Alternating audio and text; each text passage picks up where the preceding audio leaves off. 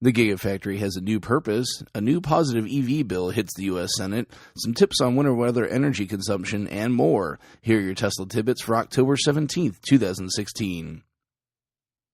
Quick hitter to open the show, which is a disappointment to all, I'm sure. But Elon tweeted yesterday that the unveil scheduled for today, well, not so much. Rescheduled for Wednesday, saying it, quote, needs a few more days of refinement, end quote. Electrek starts us off properly with a report that the Gigafactory will be opening drive unit production lines.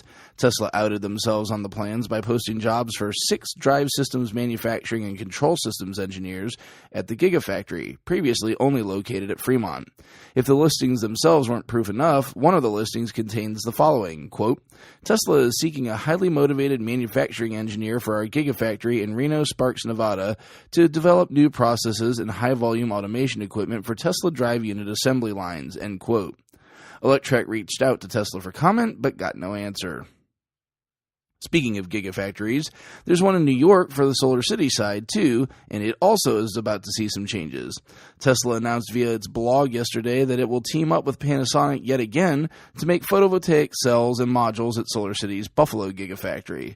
Tesla CTO J.B. Straubel said, quote, we are excited to expand our partnership with Panasonic as we move toward a combined Tesla and Solar City. By working together on solar, we will be able to accelerate production of high-efficiency, extremely reliable solar cells and modules at the best cost, end quote.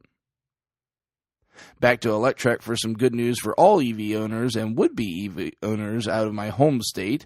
Ohio U.S. Senator Sherrod Brown has introduced new legislation that would extend benefits to EV drivers similar to those utilizing mass transit. The bill, known as the Electric Vehicle Credit Act, would allow employers to give pre-tax transportation benefits to EV owners that others receive for traditional transportation expenses, such as public transportation allowances, parking fees, and transit passes. It would apply to any car with a 4 kilowatt-hour battery pack or greater, which is basically any battery electric vehicle, and any motorcycle or three-wheeler with a 2.5 kilowatt-hour or greater pack. The senator said this about his bill, quote, as more Ohioans choose to drive electric to save on gas and reduce pollution, it's important that employers have the opportunity to offer vehicle charging as a workplace benefit. Many workers are already able to exclude bus passes and parking fees from their taxable income, and offering workers using new transportation options the same benefit help Ohio employers recruit and retain talent, end quote. Good to see some EV support from my home state. In a move that shocks nobody, Teslarati reports that the Referral program has been renewed yet again. As the most recent program came to a close recently, no time was wasted in instituting a new one. The new program, scheduled to run through January 15th of 2017, has many of the same benefits as the others. As usual, all referrals will be worth an entry into a drawing to win a car. The car is now your choice of a Ludicrous-enabled P100D Model S or Model X. Those reaching 2 referrals earn a Tesla carry-on. 3 or more referrals nabs you a set of custom Tesla over-the-ear headphones. 5 or more referrals, and you and a guest can get a VIP tour of the Fremont factory and FaceTime with Franz von Holzhausen, Tesla's chief designer. Lastly, 10 referrals gets you an invite to the next unveiling event. With the timing of the end of that program, I'd have to think chances are fairly solid that this particular unveiling may very well be the Model 3 reveal too. That is, of course, pending Wednesday's announcement. Lastly, Teslarati has sourced a YouTube video with some great tips on cold weather energy conservation. YouTuber K-Man Auto did a really thorough analysis of the car's energy consumption with certain features engaged. Now, a lot of this info applies to everyone, though he does have the cold weather package equipped on his vehicle, so some of you folks out there may not have all of these features available to you. Apparently, a common thing to do to get your car ready to roll in cold weather is to simply crank the heat setting to 82 Fahrenheit for a few minutes, which is enough to bring the car into triple digits inside short order.